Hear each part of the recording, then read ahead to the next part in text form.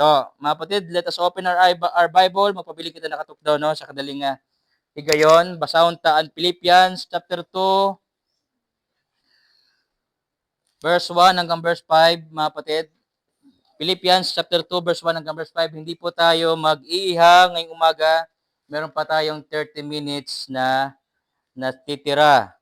So, sisikapin natin sa biyaya ng Diyos na maging makabuluhan at mapulsanon sapagkat salita ng Diyos ang ating papapakinggan. So, Philippians chapter 2, verse 1 hanggang verse 5, sabi ng Biblia, nakakaparig-on baha iyo an iyo kinabuhi hapag alagad kan Kristo? Ginlilipay ba kamuhan iya gugma? May ada ba pakighiusa niyo han espiritu? May ada ba niyo pagbinatiay hingugma ngan kaluoy? Damo nga pakian na mga kapatid, ano? Verse 2, Konsugad, nag-aghat ako ha iyo, nga paghingpiton niyo an akon kalipay, pinaagihin kamay ada sugad nga mga panunahuna. Pag inangbitay, hinsugad nga pagigugma. Ngan pagkaurusa, hakasing-kasing og kalag. Verse 3, ayaw kamo pagbuhat, nga tikang hinalot nga tinguha, o tikang hinwaray lapulos nga ungara paghinambog, kundi pagpaubos kamo nga tanan, ngan waray hunahuna, nga kamo mauro upay kay han iba. Verse 4, pagunahunaan niyo an kaupayan han iba, diri an iyo la kalugaringon. Verse 5, angay ang kunon niyo, ini nga panunahuna, nga nakada kan Kristo Jesus. Pagpalain tayo ng Diyos, mga kapatid, pinagi nga mga pulong, sa pangalan ni Jesus. Amen. Tayo po'y makalingkod, mga kapatid. So, sa pagpapatuloy ng ating serye, sa ating mensahe sa Pilipos, may kita natin ang mensahe ngayong umaga sa temang Be Like-Minded by the Mind of Christ. Magkaroon ang simbahan ng iisang isip, ng iisang pag-iisip, pinaagi sa isip ni Kristo. At yan, mga kapatid, may kita natin sa verse 2. Fulfill ye my joy, sa Ingles na lingwahe. Fulfill ye my joy, that ye be like-minded. Amen? So, mga kapatid, tikang hitaton, pagtitikang sa mensahe sa Pilipos, may kita natin kung paano ang Diyos gumios, pinaagihan mga kabugtuan sa Pilipos. At ang record niyan ay nasa Acts chapter 16, no?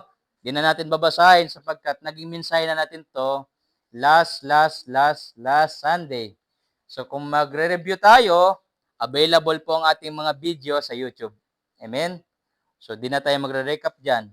Pero makikita natin, mga kapatid, na yung sulat ni Pablo ay isinulat sa panahon na siya ay nakakulong, sa panahon na siya ay nagtitiis, at upang maipaabot niya sa mga kapatiran na hindi kahinaan sa paglilingkod ang mga kakurian. Kundi pinaagi ito, dapat ang mga kapatid ay patuloy na maging maisog, maging malakas, at higit sa lahat dito sa ating mensahe ay magkaisa ng isip. Mga kapatid, normal at ordinaryo sa bawat tao na may kanya-kanyang opinyon, desisyon, iba-ibang mga kuro-kuro, iba-iba na mga kaisipan. Pag nakita tayo sa social media, no, parte ang nangyayari sa ating gobyerno, marami, iba-ibang mga opinion, iba-ibang mga kaisipan ang kanilang inilalabas, parte ang mga pangyayari. Sabihin, magkaisa sa isang bagay, ang iba-ibang mga tao, kung iba-iba sila ng isip. Mga kapatid, nangyayari din yan sa loob ng iglesia. Mayroong kapatid na maaram, may kapatid na diri maaram, may kapatid na lumago na, may kapatid na di pa malago.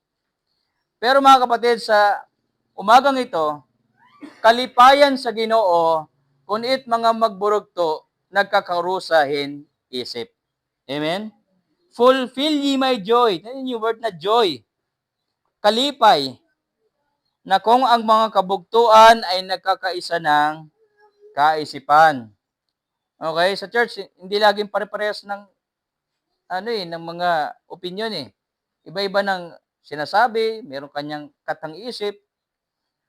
Kaya nga sa fellowship, diyan lumalabas ang ating mga saloobin.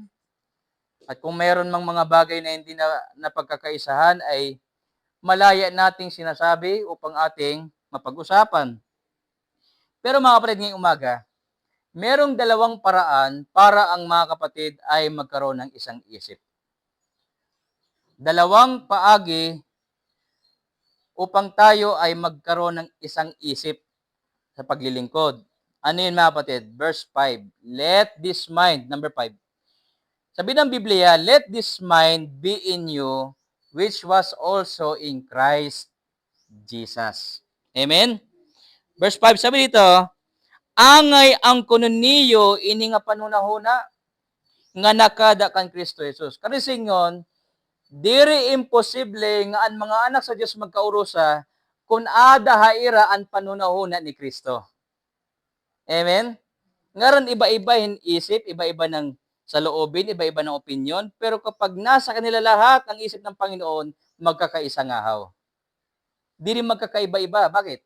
Nasa kanya-kanyang anak ng Diyos ang panunahuna ni Kristo. Si Kristo ang ating common denominator. Amen? Sa mga mathematician, si Kristo ang ating common denominator. Bisan pa iba-iba kita ng ngaran, iba-iba kita ng lugar, iba-iba it aton address, iba-iba it aton pinag-aralan, mga kapatid, hindi mawawala na isa lang ang ating tagapagligtas. Si Kristo lang. Kaya sa iglesia ng Panginoon, lahat ay pantay-pantay. Walang mayor, waray uroobos, waray superior. Kundi ang Panginoon, siya ang ulo ng simbahan at lahat ng mga kapatid ay mga anak niya. So, Philippians chapter 2 verse 5, yan ang paraan upang ang iglesia ay magkaisa ng isip. Maiwasan yung gulo, maiwasan ang anumang mga pagkabahin-bahin. Kagaya ng binasa natin kanina sa scripture reading sa chapter 12 ng 1 Corinthians, na ang church ngaran damo it kabahagi ay iisang katawan. Amen? Balikan natin sa 1 Corinthians chapter 12 na kanina ay naging scripture reading natin. Anong sabi mga kapatid?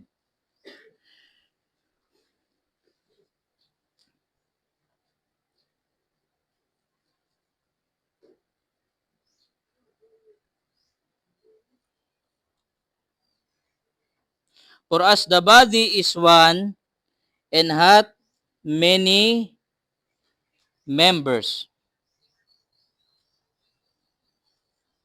And verse 14, 1 Corinthians 12 verse 14. For the body is not one member, but many. Amen? So, kung signon, so sa nga lawas, damo it bahin. Paresit aton lawas mapatid. Kita tanan ba mata? Tanan ba kamot? Ano itsura ng tao na tanan kamot, no? O yung tao na tanan mata? Ano itsura no? So sa katawan, usalay nga lawas pero damo it parte. Amen? So God gihap it simbahan ng Ginoo. So si Kristo ang ulo at ang church amo an iya lawas. Ang simbahan amo it iya lawas. So ngaran damo nga bahin it simbahan, ang tawag sa kanya isang katawan. So kinanglan it lawas diri nagkakabahin-bahin. Ay no sa chapter 12 and verse 25 nandiyan din mapatid baba tayo. That there should be no schism in the body. Sabi ng Panginoon, diri angay na itiya simbahan nagkakabahin-bahin. Amen? Kundi, ano man angay? But that the members should have the same care one for another. kundi ang bawat isa may malasakit sa bawat isa. Amen? Halimbawa, napiangit imo kamot. Masaring kabaot dan nala ini. Wari naman ini gamit. Hindi Kung ano it maluya sa lawas, amot imo ginalalayan. Amen? Ganon din sa lawas ang Ginoo. Diri ka singon nga maluya, ay pinapabayaan naton, kundi amo palugod it aton gin, siserbian, para hiya magmakusog. Sa loob na iglesia, may malakas, may damahina. Mayroong level ng paglago sa pananampalataya. That is why, tanan kita may duty, tanan kita may role sa pagpapalakas ng ating simbahan. So, balik tayo sa chapter 2 ng Philippians. So, kinahanglan ang matag usa, ada haiya ang isip ni Kristo. Kaya kung mawaray haiya ang isip ni Kristo, magkakaiba-iba ng pananaw sa pag-alagad ha Ginoo, no? So kinahanglan ano siring ada hamatag usa ang isip ng Panginoon. At ano yung isip ng Panginoon, mga kapatid? Una, magpakababa. Amen? Humility. In verse number 8, and being found in passion as a man, he humbled himself. Ano yung isip ng Panginoon? Pagpapaubos. Pagpapakababa. Mga kapatid, hatinuodla, diri kita maaram magpaubos hatinuodla. Kay diri nat iton may himo, kay daan kita nasa ubos. It may gahon lang magpaubos, it ada haigbaw. At sino ang ada haigbaw, mga kapatid? Ang Diyos. Naipakita ng Diyos ang kanyang pagpaubos nung siya'y nahimo nga tao. Andiyan no, mga kapatid. And being found in passion as a man.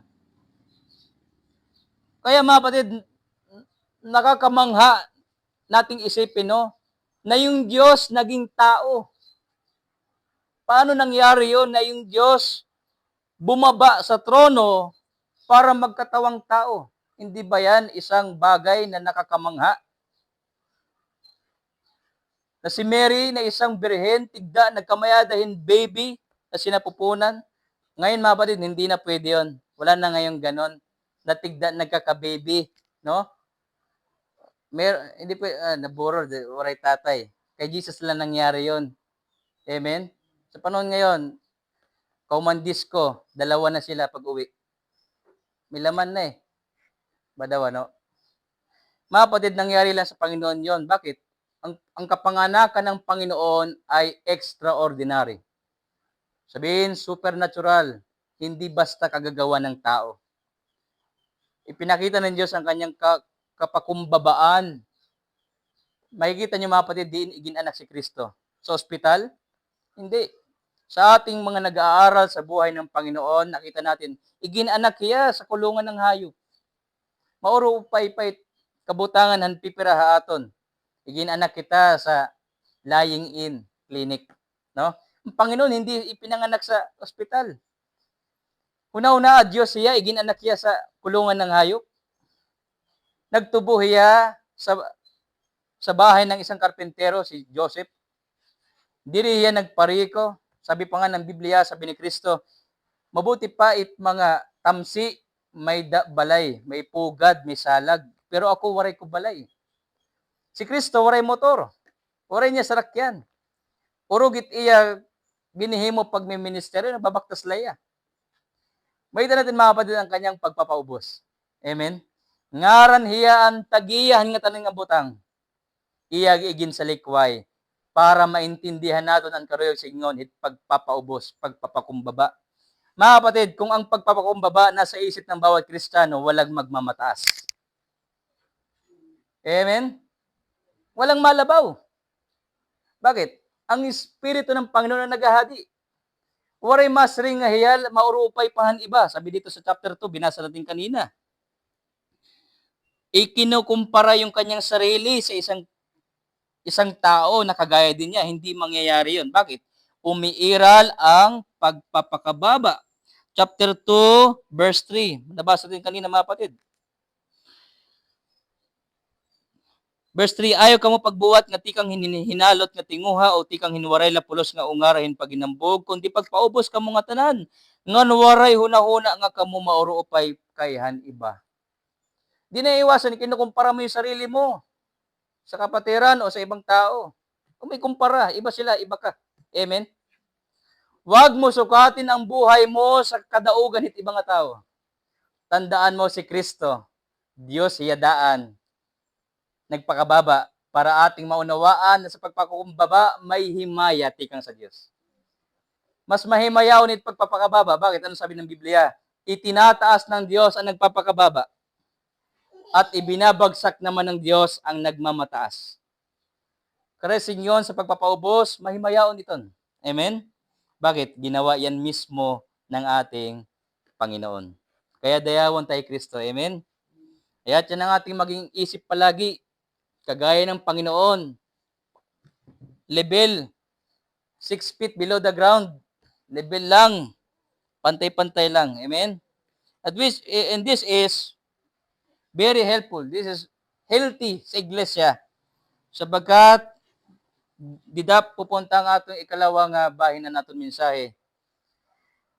Para magkauro sa singbahan, may pagpapaubos ikalawa, pagseserbisyo. At yan ay ginawa ng Panginoon natin. Amen? Nalala ninyo, pinagaling niya yung may sakit, itpiang, iyagin palakat, ang buta, nakakita, ang gutom, pinakaon niya. At pinakamatindi og saya dakpon, mga kapatid, ginhunawan niya itiil han mga tinunaan. Hunaw na a Diyos, nanhunaw hintiil, hit tiil, pagod hit mangirisda. Anong klaseng tiil may det mangirisda? Hunaw na a permi hulos. Siguro may tahong na yun eh. Ba? Pero ang Panginoon hindi siya nandiri, no? Hindi siya nag-alang-alang ba pag gunit tiil nga mahugaw para hunawan. Ngaran Diyos siya. Amen? So sa church, dalawang bagay, humility and service. Pag-aalagad. Upang magkaroon tayo ng isang pag-iisip, mapasok ang pag-aalagad. No? John chapter 13, mga kapatid. John chapter 13. At ito ang isip ng Panginoon natin. Amen? Ito ang isip ng Panginoon natin, magserbisyo. Kanina, magpaubos. Ikaduha, magserbisyo. Talagang ang Panginoon natin ay nagbigay God hin susbaranan nga angin naton sundan. Angay naton tundugon. Ano? John chapter 13. Babasahin ko po. Verse 1. John chapter 13, verse 1. Please bear with me. Kay babasahon ko ini mga kapatid. Ano? Babasahin ko. Sundan nyo lamang po sa inyong mga Bible. Meron tayong makikita dito na itinuturo ng Panginoon. Verse 1, ano po sabi? Bisperas na adtohan piyestahan paglabay. Sa sinasabi sa audio, Passover, Feast of the Passover. Maaram na hi Jesus nga inmabot na an iyatak na. Hin pagbaya, hininga kalibutan, ngan hin pagkadtohan amay. Dayuday, ginhigugma niya an iya mga sakop dinhi kalibutan. Amen? Dayuday niya ginhigugma. Ngan ginhigugma niya hira tubtub good hakatapusan. Verse 2. Tarang ka hapanihapon hi Jesus nga nan iya mga tinunan. Ginlarang na hanyawa nga maglilingo ka ni Jesus hi Judas nga anak ni Simon Iscariote. Verse 3. Maaram hi Jesus nga itinubyan ha iya han amay an bugos nga gahom. Ngan maaram hiya nga tikang hiya sa Dios.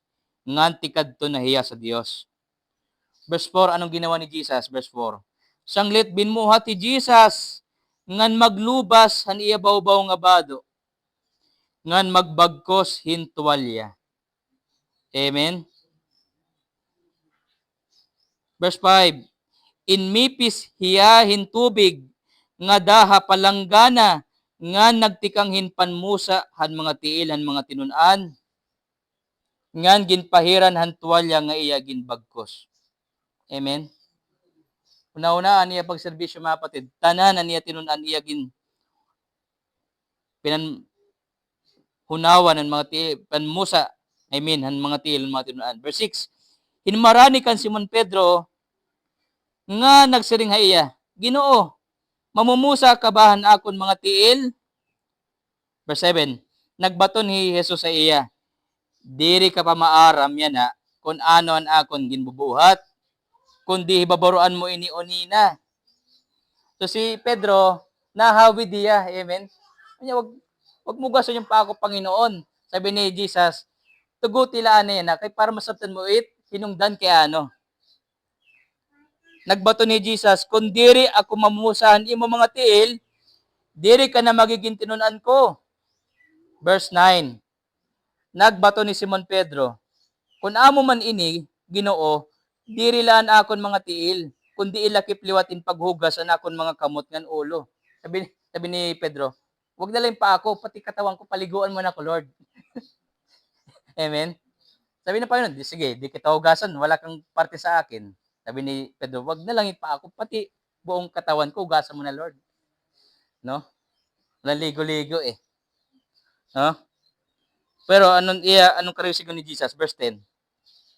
Nagsiring ni Jesus, anhuman na kumarigos, malinis na niya bugos nga lawas. Sanglit diri na kinanglan magugas pa iya ngahaw, kundi an iya mga tiil nala. Malinis na kamo, kundi diri nga tanan. Verse 11, maaram na Jesus kung hinuoan maglilinguha iya, sanglit nagsiring hiya, malinis na kamo, kundi diri nga tanan. Verse 12, katapos niya pamusa han ira mga tiil, nagsulot na liwat Jesus han iya bawbaw nga bado, ngan binmalik ka iya lingkuran halamesa. Nagpakian na hiya, nasayod ba kamo, han ginbuhat ko ha iyo? Amen? Verse 13, ano sabi ng Panginoon? Natawag kamo ha akon, nga magturutdo ngan Ginoo, ngan may kamatuoran kay amugod ito ako. Verse 14, sanglit, kun ako nga iyo Ginoo ngan magturutdo, namusahan iyo mga tiil, angay man liwat kamo maggiparaw pamusa an iyo mga tiil. Amen? Sabi ng Panginoon, ako nga ni iyo agaron, naglimpyon iyo mga tiil, say pagkamuhit kada tagsa iyo sa bawat isa. Amen? Verse 15, gintagan ko kamuhin susbaranan, basi sugaron niyo hin pagbuhat, han ginbuhat ko ha iyo. Amen? Yun pala, ginawa ng Panginoon yun para maging halimbawa sa mga anak niya. Ano yun? Pag-aalagad. Pagseserbisyo sa bawat mga kapatiran, sa mga kapatid, sa mga tinun-an ng Ginoo. Ang ginawa ng Katoliko, dito mismo hit ira misa, dito ira naguhugas ng paa, hindi nila nakukuha yung meaning. Kung hugasan mo yung paa ng mga nasa stage, hugasan mo na lahat. Dami nun. No? Ang karising Ginoo din sa mga pulong na ito, halimbawa sa pagseserbisyo. Amen? Nahiya nga ni, tinatawag na din siyang Panginoon, nag-alagad, say pa kita nga mga anak niya. Hindi ba tayo mag-aalagad sa bawat isa? Paday kita pagbasa. Verse 16, susumatan ta kamuhin tinuod, waray oripon nga labawan iya agaron. Amen? Waray sinugo nga labawhan nagsugo ha iya. Verse 17, yana maaram na kamo hini nga kamatuoran. Palaran kamo kun buhaton ininiyo. Amen? So, doon pumapasok yung blessing. Saan? Kapag nagseserbisyo tayo sa igkasikabugtuan. Kaya, kapag may mga kapatid na karuya magserbisyo imo ay paghawid. Amen? Kung pipigilan, awod ka, wag. Paraan ng Diyos yan na tayo ay tumibay. Paraan ng Diyos yan na magkamayada kita hinbahin sa matag-usa. Ayun, minsan magtatanong yung pastor, Kamusta, kapatid? Naud diya magsaring iti tinuod nga kabutangan masaring. Okay la. Paano natin mapagtutulungan yung tunay mong kalagayan kung hindi mo sasabihin yung totoo? Amen? Sabihin mo yung totoo. Kaya nga meron tayong verse sa Bible, alisin ninyo ang pagsisinungaling sa bawat isa, kay kabahagi tayo ng isang katawan. Putting away lying, speak every man truth to his neighbor, for we are members of one another. Ephesians 5. Ephesians 5, basahin natin para meron tayong maalala na verse mamaya sa ating pag-uli. Ephesians 5, verse 25. Huwag kang magsisinungaling. Amen? Huwag kang magsisinungaling sa church. Sabihin mo yung totoo mong kalagayan. Huwag mo itago ang tinuod ni mo nga kabutangan. Paano ka mapapagservisyohan ng Panginoon? At paano tayo titibay? Kung umiiral sa ating kalagitnaan ang paghiya, huwag mahihiya. It kaawod mga kapatid na himulugod ito nga atabay naton sa matag usa. Huwag, tanggalin niyo yung kaawod. Amen? Huwag tayo mahiya sa bawat isa, magsabi tayo ng totoo upang tayo ay tumibay sa church. Okay? Ephesians 5 verse 25. Oh, mali. Chapter 4 ngayon, mapred. I'm sorry. Ephesians 4:25. Amen? Ephesians 4:25. Sanglit ayo na kamo pagbinuwa. Amen? Kinanglan igsumat niyo ang kamatuoran ngadtuan iyo bugto. Kay mga kaapi kita nga tanan lawas ni Kristo. Ephesians 4:25. Magsabi ka ng totoo. Ba, mapa-check up ka. Mapa-check up ka, no? Di ka masring tinod ni mga sakit. Paano ka matatambal? Amen? Paano makakareseta yung doktor hitsakto nga medisina kung diri maaram hitinod nimo nga sakit? Kinas iti mo sakit diabetes, iti mo siring UTI. E di hatagay mo nga gamot pan UTI. Iti mo diabetes sa sakit, di lugod na tambal. Bakit? Hindi mo sinabi yung totoo. So, gihap sa buhay Kristiyano. So, titibay ang church kapag pare-pares tayo ng isip. Anin mga kapatid? Magpakababa at magserbisyo sa bawat isa. Kaya mga kapatid, diyan tayo titibay sa pag-alagad sa Panginoon. So diyan tayo magkakaisa. Diyan tayo pagpapalain ni Lord. Wala tayong problema na harapin na hindi natin kakayanin basta nagkakaisa tayo. Amen? Wala tayong suliranin sa buhay Kristiyano na walang tambal ang Ginoo. May ada.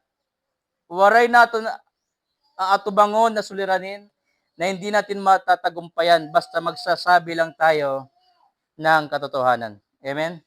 Let us pray one for another. James 5:16. Confess your faults one to another and pray one for another that ye may be healed. Kaya nga, hindi tama na kapag Kristiyano ka, lalapit ka sa ibang tao. Lapit ka sa church. Lapit ka sa church. Magsabi ka. Or else, it mga tao nga ada kalibutan, magkakamay ada hiran higayon, nga magtamay, hani mo, pananampalataya. Kasi, ani mo paglaom, iging kada ni maera. So, aton ginihingyap, na tayo ay dumigon sa bawat isa. Magsabi tayo sa bawat isa. Amen? Kung may kita may tutulong, itulong na natin. Kung waray, mag-prayer partner. Amen? Kaya nga, na ako ay pinagpapala mga kapatid sa meron tayong prayer meeting. Amen? At meron tayong prayer ban. Bakit? Pwede tayong magsabi ng ating prayer request. Pwede nating isumat sa mga kapatid nating magdadasal kung anong ating laman ng puso. That is very beneficial na tayo ay may pakikisama sa iglesia.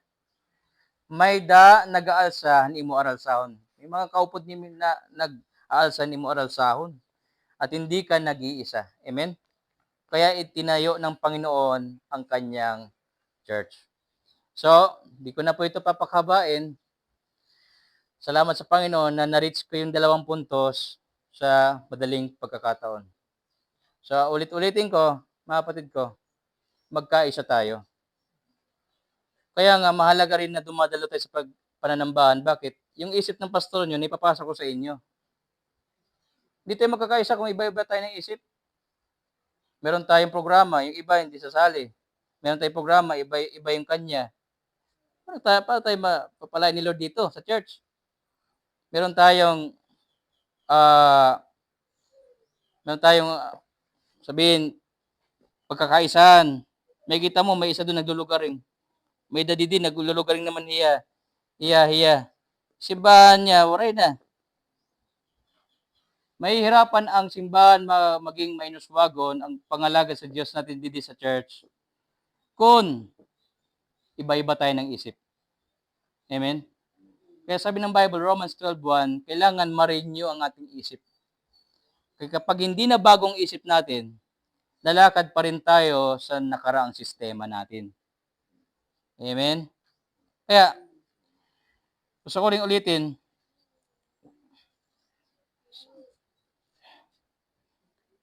gusto ko rin ipasabot sa ating natanong mga kapatid na, no? Wala tayong gawain sa church na per personal. Bisan ako, mga kapatid, kung na-contact man ako iyo, laging para sa ministry. Amen? Wala akong chat sa inyo na, kapatid, pautang daw. Meron ba akong chinat dito? Kapatid, sugadini, kailangan ko na ganito. Wala. Kaya iniisip ko, sana maintindihan ninyo mga kapatid kung sakaling minsan nagchat ako sa inyo, partihan ministry. Amen? Kung di natin magagawa, sabihin natin, di natin magagawa para ma-action na natin tayo. Magkaroon tayo ng alternative. May plan A, plan B. Sapagat ang gawin ng Diyos, kailangan hindi ma-stop. Araw-araw may namamatay. Amen? Karisigan ko na araw-araw may namamatay, araw-araw may umakit sa langit, araw-araw may napupunta sa impyerno. That is why ang ating simbahan laging bukas. Walang gate eh. Wala. Hindi nila na-gets. Kaya simbahan natin laging available. Bakit? Araw-araw may namamatay, araw-araw may napupunta sa impyerno. Hanggang kailan tayo magta-trial and error sa unity? We must be united, mga kapatid. Huwag na tayong mahiya sa bawat isa. We always share. Kaya, kapag nagpe-fellowship tayo, magsabi tayo ng kalagayan natin sa spiritual na buhay upang tayo ay lumakas. Hebrews 10:25. This is our last verse. Not forsaking the assembling of ourselves together, as the manner of some is. Huwag nating pabayaan ang pagdalo. Amen? Amen. Sabi ng Bible yan eh. Yan ay sabi ng Diyos, sabi ng kasulatan, huwag nating pabayaan ang pagdalo. Bakit? Ginagawa ng iba, hindi sila lumiliban eh. Amen? May mga kapatid tayong hindi lumiliban. Bakit? Anong dapat gawin? But exhorting one another. Ano kasi yung exhorting? Magdinasigay. So tuwing tayo ay dumadalo, napapalalahanan tayo sa salita ng Panginoon. Ano pa? Sumpay nga rason. Sabi diyan, sayod kita nga ti arabot na an adlawhan Ginoo. Mabalik na ang Ginoo, mga kapatid. Kailangan nating magkaisa. Amen? Kaya, hindi natin kasama, pabay. Naubos ang ating panahon sa nila. Hindi natin sila makasama sa pagkakabig ug kalag, karisigon magsasarang hira, hintawo. Sabi ng Panginoon, ang hindi nag-iipon, nagkakalat. Kung hindi natin makaurusa sa pagkakabig kalag, karisigon hiraan magsasarang, hitaton pagkaurusa. Pabay. Ang natin gawin, sundin natin ang mabuti. Tulungan natin ang bawat isa sa pagtuman sa kalooban ng Diyos. Mga kapatid, ako'y maasa na nakarinig tayo ng salita ng Diyos. Let us pray.